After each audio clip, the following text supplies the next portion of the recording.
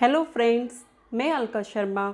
दोस्तों, आज मैं आपसे 7 न्यूट्रिएंट्स यानी 7 पोषक तत्वों के बारे में कुछ जानकारी शेयर करने जा रही हूँ। दोस्तों, हमारे अच्छे स्वास्थ्य के लिए ये 7 न्यूट्रिएंट्स बहुत ही महत्वपूर्ण होते हैं।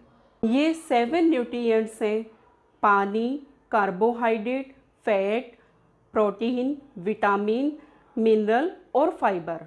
ये पोषक तत्व हमारे शरीर में विशेष कार्य करते हैं।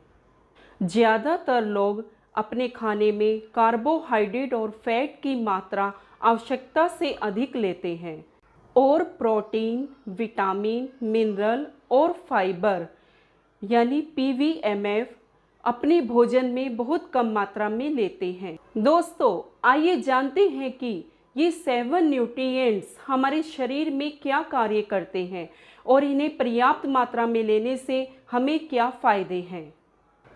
दोस्तों, पहले नंबर पर आता है जल। जल की यदि हम बात करें तो जल एक पोषक तत्व नहीं है, लेकिन अपने शरीर को स्वस्थ रखने के लिए हमें जल की आवश्यकता होती है। जैसे हमें जीने के लिए ऑक्सीजन की आवश्यकता होती है, उसी तरह हमें जीवित रहने के लिए जल की आवश्यकता होती है। दोस्तों, हम खाने के बिना कुछ हफ्तों तक रह सकते हैं, लेकिन जल के बिना हम कुछ ही दिन जीवित रह सकते हैं। पानी हमारे शरीर के सभी अंगों, ऊतकों व कोशिकाओं में मौजूद होता है। मानव शरीर को सामान्यतः काम करने और डिहाइड्रेशन से बचने के लिए कम से कम 2 लीटर पानी यानी 10 गिलास पानी प्रतिदिन पीना चाहिए। हमें शुद्ध व स्वच्छ पानी ही पीना चाहिए। दूसरा पोषक तत्व है कार्बोहाइड्रेट। यह आहार का एक प्रमुख हिस्सा है।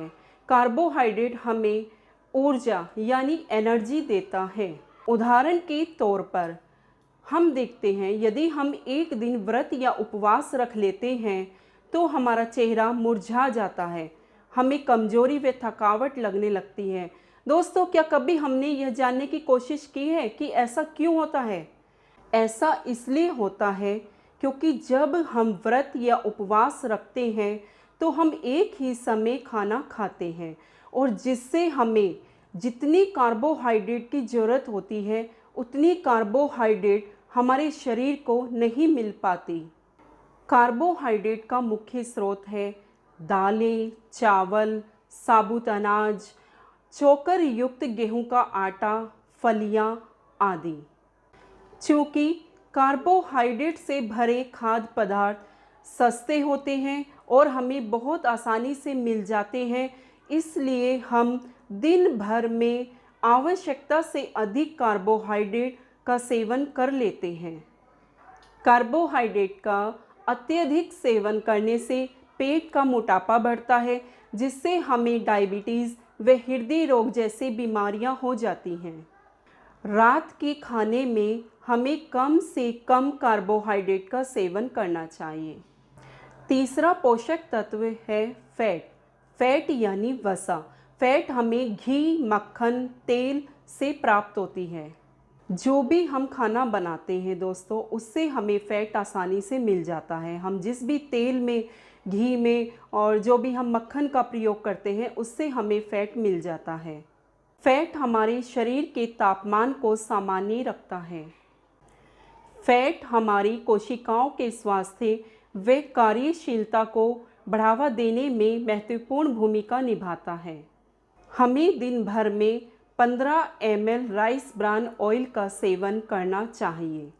दोस्तों, राइस ब्रान ऑयल के बारे में अगर आपको ज़्यादा जानकारी चाहिए तो हमने जो पहले वीडियो बनाई है, आप उस वीडियो को देख सकते हैं और आपको उससे राइस ब्रान ऑयल के फ़ायदे के बारे में पता चल जाएगा। लेकिन हम पूरी, कचौरी, समोसे, पिज़्ज़ा, बर्गर आदि के बढ़ते सेवन से हम आवश्यकता से अधिक फ़ैट ले लेते हैं और जिससे हमारे पेट का मोटापा बढ़ जाता है।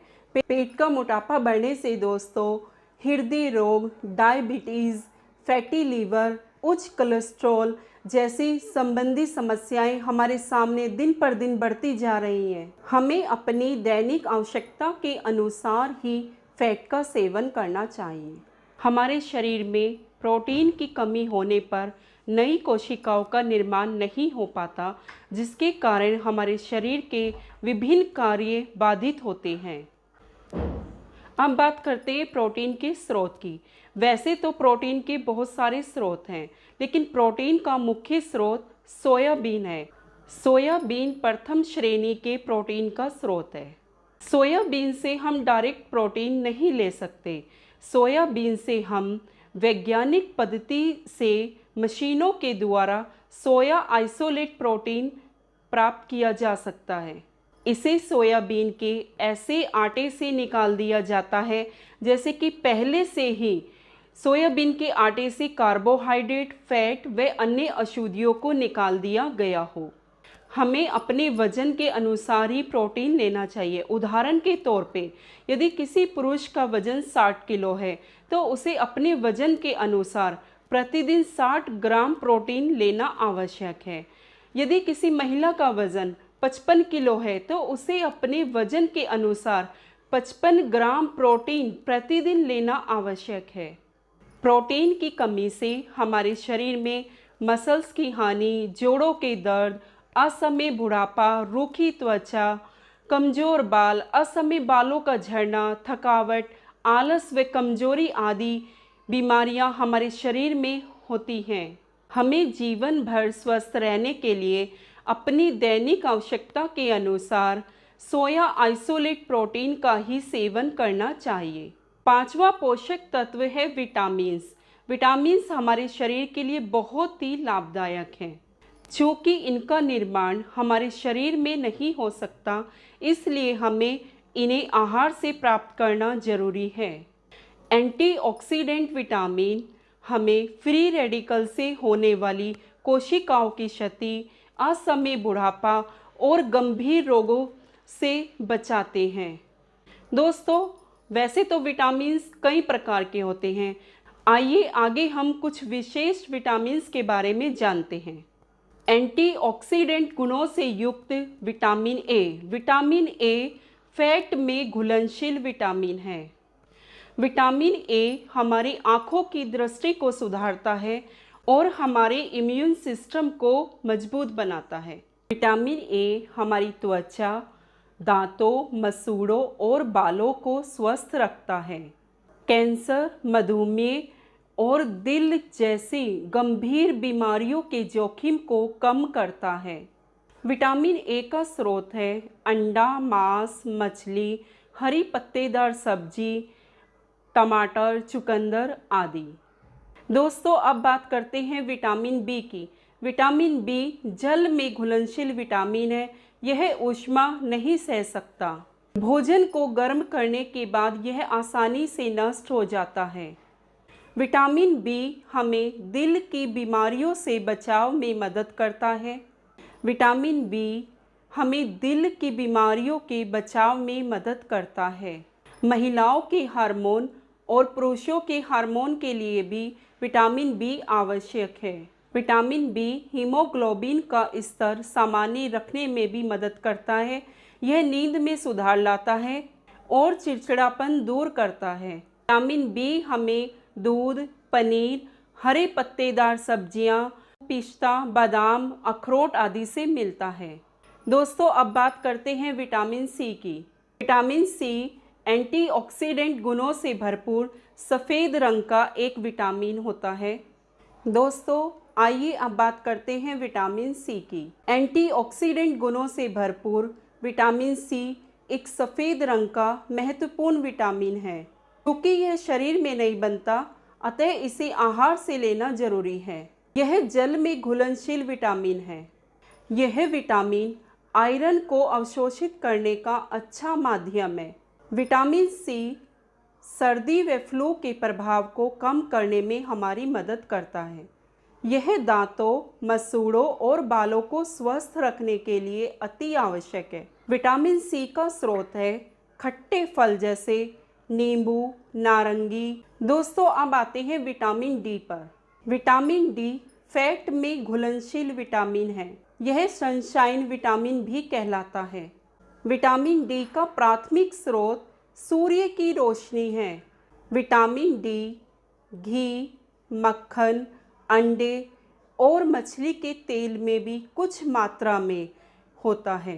दोस्तों, आजकल विटामिन डी की कमी लोगों में बहुत आम बात है, क्योंकि यह किसी भी तरह के खाद्य पदार्थों में प्रचुर मात्रा में नहीं होता। इसकी कमी का एक और कारण यह भी है लोगों का सूर्य की रोशनी से बचना अर्थात धूप से बचना। दोस्तों, विटामिन डी, मैग्नीशियम, फास्फोरस और जिंक आदि मिनरल तत्वों के अवशोषण में सहायक होता है। विटामिन डी हड्डियों की मजबूती के लिए एक महत्वपूर्ण विटामिन है। WHO के अनुसार पुरुष और महिलाओं को 5 माइक्रोग्राम विटामिन डी प्रतिदिन लेना चाहिए। छठा पोषक तत्व है मिनरल्स। मिनरल्स हमारे शरीर के लिए बहुत ही महत्वपूर्ण होते हैं। मिनरल्स हमारे शरीर की बहुत सारी बीमारियों से सुरक्षा करते हैं। कैल्शियम, फास्फोरस, मैग्नीशियम, आयरन और जिंक आदि कुछ ऐसे विशेष मिनरल्स हैं जिनका हमारे शरीर में बहुत ही महत्वपूर्ण कार्य है। दोस्तों, आइए जानते हैं कैल्शियम हमारे शरीर में क्या कार्य करता है। कैल्शियम हमारी हड्डियों व दांतों के उचित विकास के लिए आवश्यक है। कैल्शियम रक्त के थक्के बनने की प्रक्रिया में मदद करता है। कैल्शियम हमें दूध से बने उत्पाद, पत्ता गोभी और हरी सब्जियों से प्राप्त होता है। दोस्तों, अब बात करते हैं आयरन की। आयरन हमारे हीमोग्लोबिन के उत्पादन के लिए जरूरी है। आयरन तनाव और बीमारी के विरुद्ध प्रतिरोध क्षमता को बढ़ाता है। दोस्तों, आयरन हमें अनाज, दालें, मछली, तरबूज आदि से मिलता है। सातवां पोषक तत्व है फाइबर। फाइबर एक महत्वपूर्ण पोषक तत्व है जिसे हमारे दैनिक आहार का एक अनिवार्य हिस्सा होना चाहिए। हमारे भोजन में फाइबर की दैनिक आवश्यकता की पूर्ति नहीं हो पाती। ज़्यादातर लोग घर के खाने के बजाय बाहर का खाना पसंद करते हैं, जिसके कारण भी फाइबर का सेवन सीमित हो जाता है। फाइबर हमारे शरीर में बॉडी फैट को घटाने में सहायता करता है। यह पाचन की प्रक्रिया को सुधारता है। फाइबर पेट का मोटापा कम करने तथा वजन बढ़ने से रोकने में और कब्ज को दूर करने में हमारी मदद करते हैं। दोस्तों, फाइबर हमें फलों जैसे संतरा, मौसम्बी, पपीता, सेब आदि और सब्जियों जैसे गाजर, मूली, ककड़ी, टमाटर आदि से मिलता है। दोस्तों, इस भागदौड़ वाली जिंदगी में हम ये सब पर्याप्त मात्रा में नहीं ले पा रहे हैं। इस कमी को पूरा करने के लिए हमें PVMF यानी प्रोटीन, विटामिन, मिनरल्स और फाइबर का नाश्ता प्रतिदिन लेना जरूरी है। Thank you. जय RCM।